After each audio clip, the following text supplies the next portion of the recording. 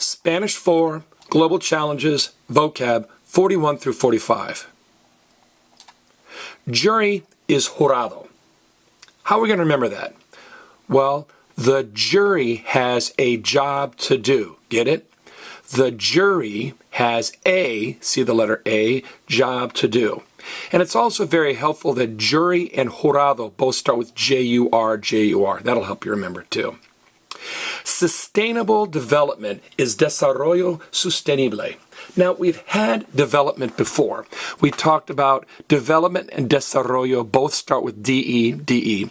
And we talked about in the old days a roll of film. Before digital cameras, a roll of film had to be sent off for development. So desarrollo is development and sustainable is sustenible. Notice sustainable and sustenible are almost the same word. They have 8 of the same letters. S-U-S-T-N-B-L-E, S-U-S-T-N-B-L-E. So in English we say sustainable development. In Spanish that's rendered development sustainable. The global warming is el calentamiento global. Now, you're not going to miss global because it's the exact same word.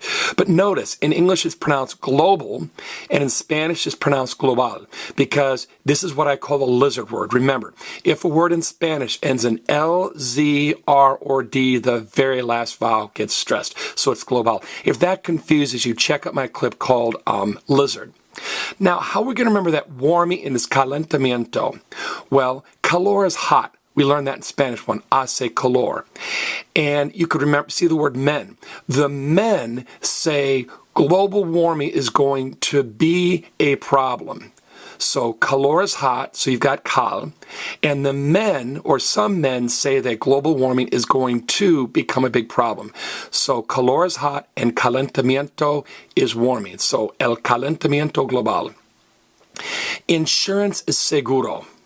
Now, seguro can be translated insurance, safe, or secure. How are we going to remember that? Well, they say if you are going to drive, you are going to need insurance. Get it?